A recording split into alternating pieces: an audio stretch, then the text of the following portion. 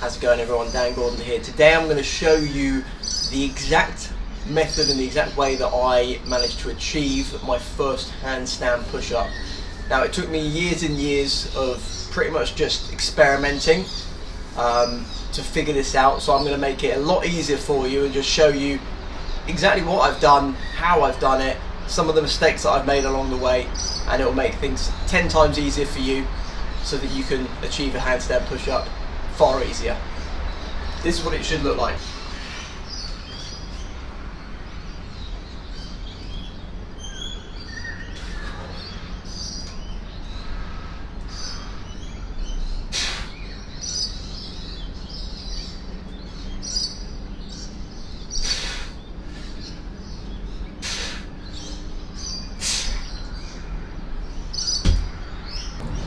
Now, the great thing about the handstand push-up is there's so many different ways that you can practice, and ultimately if you're going to do all these different methods that I'm going to show, they will all work together and compound to ultimately give you the first handstand push-up.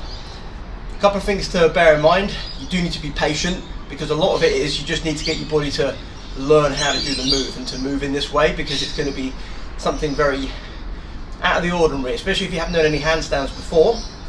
Even just being upside down is going to feel weird. You're going to feel disorientated, you're going to feel like out of balance. So just bear in mind it's going to take a little bit of time and patience and a lot of practice. One of the main things is you just need to practice this as much as you fucking can. That's it.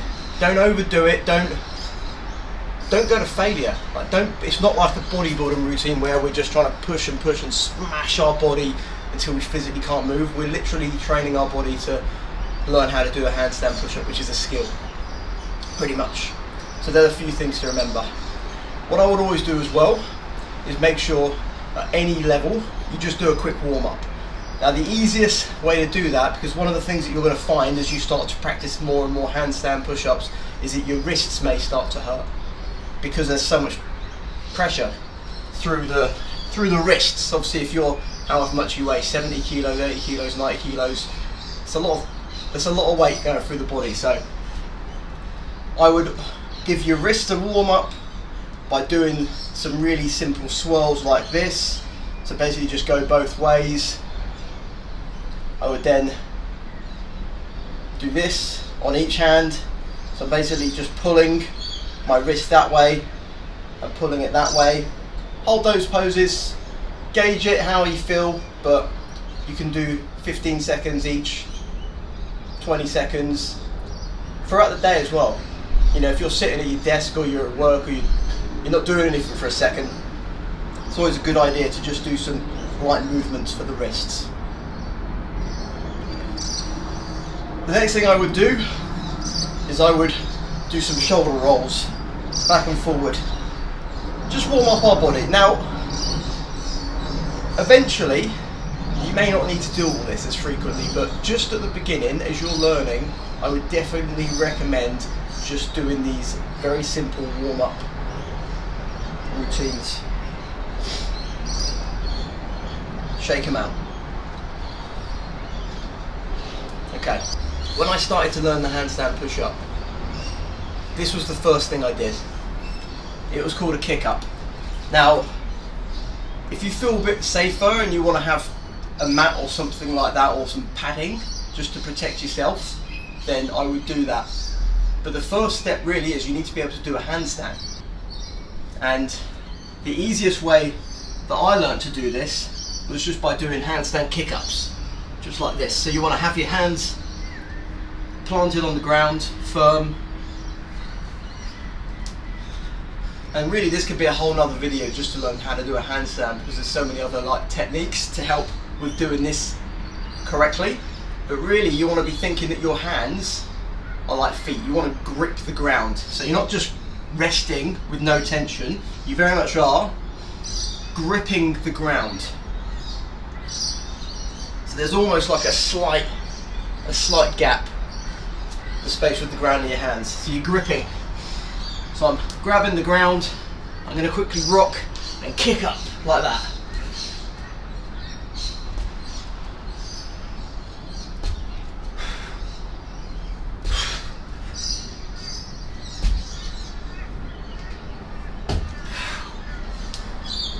Now doing that, what I'm doing really is I'm just getting my body used to balancing.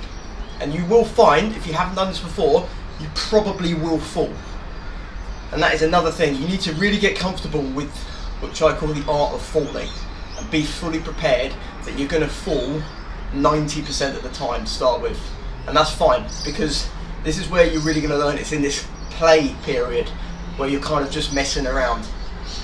So I wouldn't even bother measuring it too much with like reps, sets. I would just spend however long you want in your session, maybe 10 minutes at the beginning, 10 minutes at the end, or just do a dedicated handstand session if you really want to learn how to do handstands. And don't have any time scale necessarily on, I'm going to do it for 20 seconds. Just mess around with it, and eventually you're going to get to the point where you can start balancing. It might happen on the first go. You might already be quite conditioned. It might take you a few weeks. But I would definitely spend some time doing some kick-ups like that and get comfortable with falling. Okay, the second thing I would do is I would find a wall. Any wall. Doesn't matter. Get yourself against a wall, because what we're going to do is we're going to use the wall to help us balance. And there's two different ways that we can do this. And I would say one is not necessarily easier or harder than the other. It just depends on what you prefer on the day. So I would do both. This is the hard and fast rule with this kind of training and any fitness in general, which I've personally found, is that, you know, some people are going to say this is the only way, this is the only way, this is the only way. It's bullshit. There's so many different ways. There's so many ways to achieve the same result. And the way that I like to do it is to kind of do a little bit of all of these different methods and experiment. I can't highlight the element of play with this kind of stuff in terms of just being very free with it. Remember when you're like a child and you're just messing about at the park, you go to the monkey bars and you're swinging around. They're not training, but you've seen them, they're like little machines. They're squatting down, they're jumping, they're crawling. We've lost a lot of that as adults. We are so structured and regimented, thinking that things need to be this way, this way, this way. It doesn't. So, final wall. First way we're going to do it is we're going to walk up. Okay? Remember, hands, we're going to grip the ground. They're like our feet, our claws, and we're going to walk up like this. Now again, haven't done this before. Get a cushion, get a mat, get something to protect you from the ground if you're worried about that. So let's go. So we're going to walk up, and we're going to try and get as close to the wall as possible. Now you might find that you're like this, like a banana, and that's something that we can work on.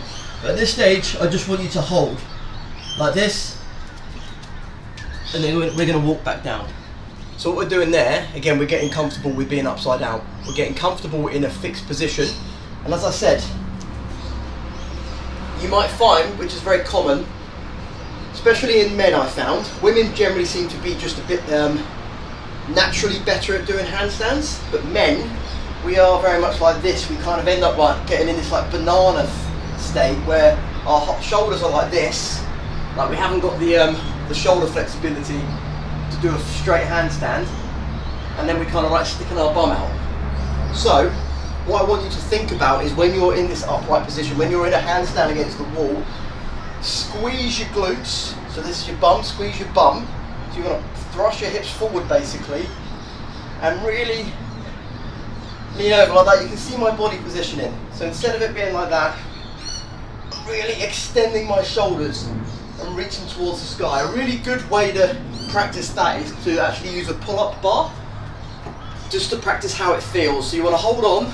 You've already got a full stretch here, and I'm squeezing my glutes and I'm putting my feet forward a little bit. So I'm getting that positioning. So imagine I'm upside down. I'm kind of replicating the position as if I'm upside down. Now the other way is we're going to spin around and we're going to kick up against the wall instead.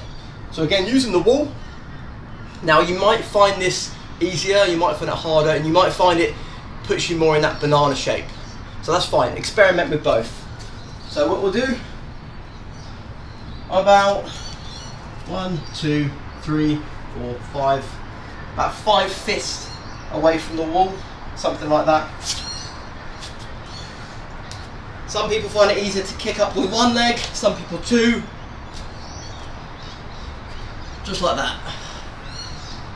So as you can see, I'm using the wall to help me balance. And you can just do what I'm doing here by kicking off against the wall. Oh look, there you go, eventually you'll just start to balance.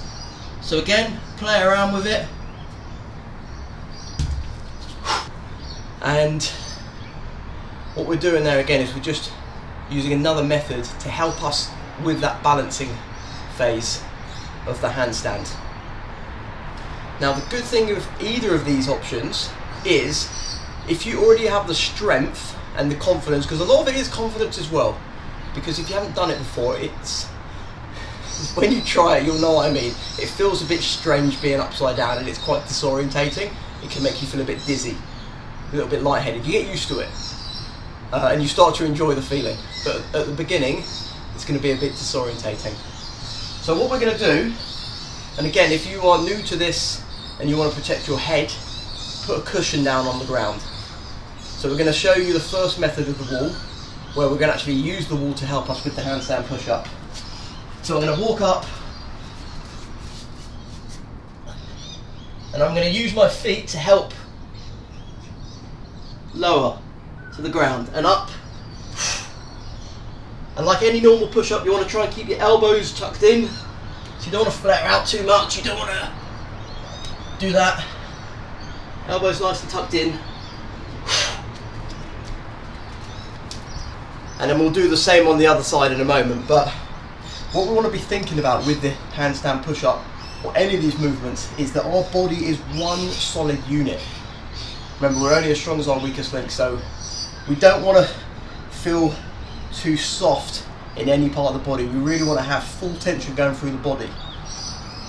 I've talked about that on a previous push-up video where I'm helping you to get that mind-body connection, but essentially we want to be focusing and squeezing and engaging all of our muscles for the singular movement. Because you think about it, with a handstand, especially when we get to the point where we're doing a full handstand push-up and you're balancing, you can't have weak glutes going on or weak core.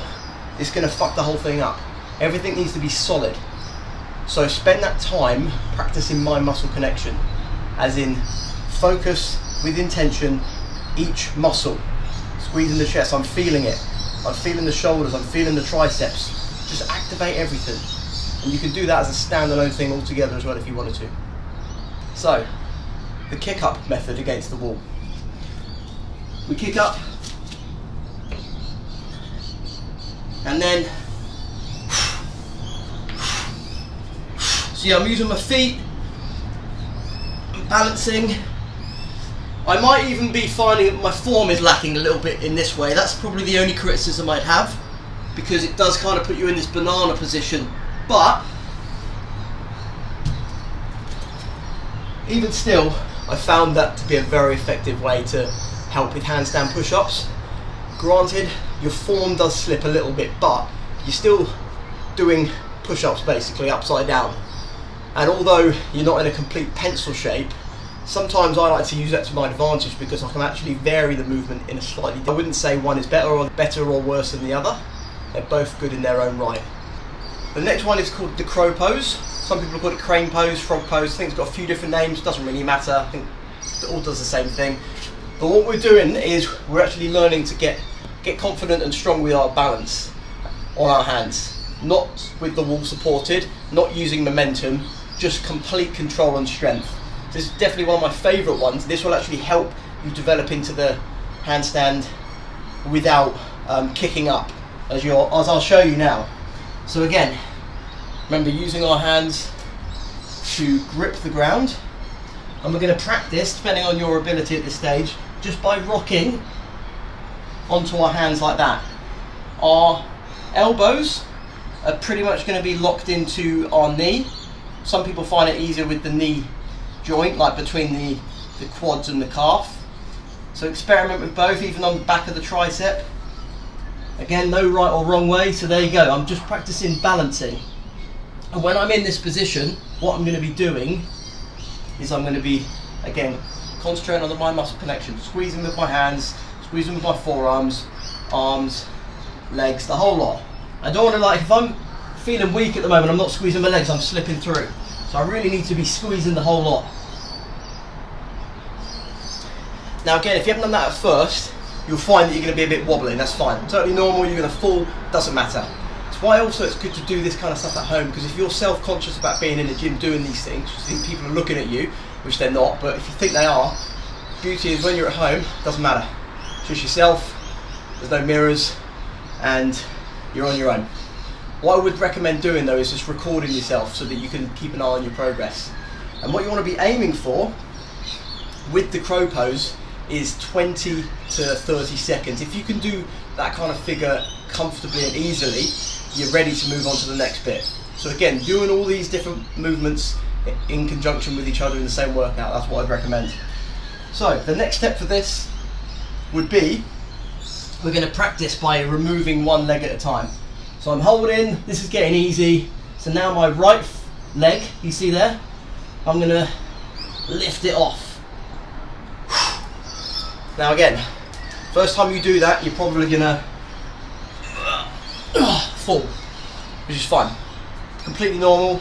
It's going to take a few attempts. A lot of this is just your body getting used to the movement. Like just by the repetition and doing it more and more and more, suddenly it will click. That's what happened for me when I was doing it, and I was just kind of a bit obsessed with it. I was really consistent. I was doing it all the time, nearly every workout, maybe even just 5 minutes at the end, or a dedicated handstand session. And then suddenly, I'm like, whoa, what the fuck? I'm just doing it. Like it just suddenly, it's like my body just figured it out. So, oh yeah, okay. It just worked. So that may happen for you pretty quickly as well. Okay, so we're going to do one leg at a time. Lift one leg, then we're going to practice the next leg. And as you can see, bit by bit, then we're going to do both of them. And then, again, you might find, I keep reiterating the art of falling, because if you get completely comfortable with falling and you turn it into an art and it doesn't bother you, then you're just going to keep attempting this and it's not going to be an issue. So remember, like, I haven't got a lot of space here, but it's fine because I have awareness of my space and I've done it enough that I know I'm not going to fall and hurt myself. But as a new person trying this, give yourself plenty of room, and preferably some kind of matted surface. Although I wouldn't recommend doing these kind of push-ups on like a soft mat, because you're going to find that it becomes a little bit wobbly and you can't get the grip. I personally find using hard ground, concrete, tiles, floor, anything like that, much easier, because you have a lot more control with your hands because it's a flat surface. So then we're going to get to this point. Both the legs are coming up, squeezing my glutes, and there you go. I'm still a bit rocky this morning, and I'm holding. And then you can just get comfortable with holding a handstand. Now that might take you, depending on your strength level, that might take you a few months. If you're already exercising and you're already relatively strong, that might be a lot quicker. If you already have done other sports, this might come a lot quicker. So it's very difficult to say exactly how long, and I wouldn't want to bullshit you and just say, oh yeah, like just do this 3 times a week for a month and then you'll get it. Like, you may get it quicker than that, but you may not. It's so dependent. And I think there's just so much rubbish now online, so many lies, and it's just not true, because the realistic thing is, you have to look at this kind of stuff like handstands and any of these advanced calisthenics movements as pretty much like a marathon. It's going to take a while for the body really to get it, and you need to get conditioned and build the strength in all these different parts of the body for it to start working as effectively as it can. So be patient, don't rush it, and don't overdo it, because you're just going to injure yourself anyway, so there's just no point. So just take it seriously, take your time. The final step, when we're actually in that position,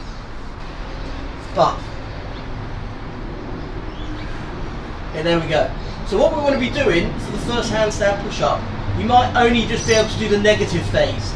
You might just be able to go like that, and then you can't go up anymore. And that's fine.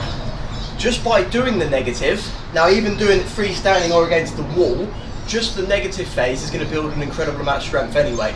So by practicing those in reps, let's say you're against the wall and you do 5 reps, 10 reps, naturally over a little bit of time and practice, you're going to start to be able to use your strength to push back as well a lot quicker. And what you may also find easier is having your legs straddled. So in this particular moment I have my legs together, which actually makes the resistance heavier.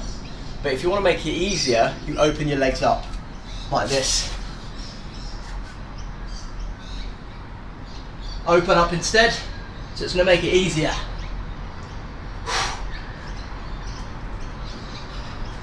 And again, you can experiment. Try with your legs closed, try with your legs apart. So, to start with, I would just focus on those 3 movements. There are others that you can do. There are so many others that you can do. I'm not saying that this is the exclusive list and this is the only way, because it's not, but this is the way that I've managed to do it. Using these 3 different movements in conjunction with each other, I've personally found to be super effective.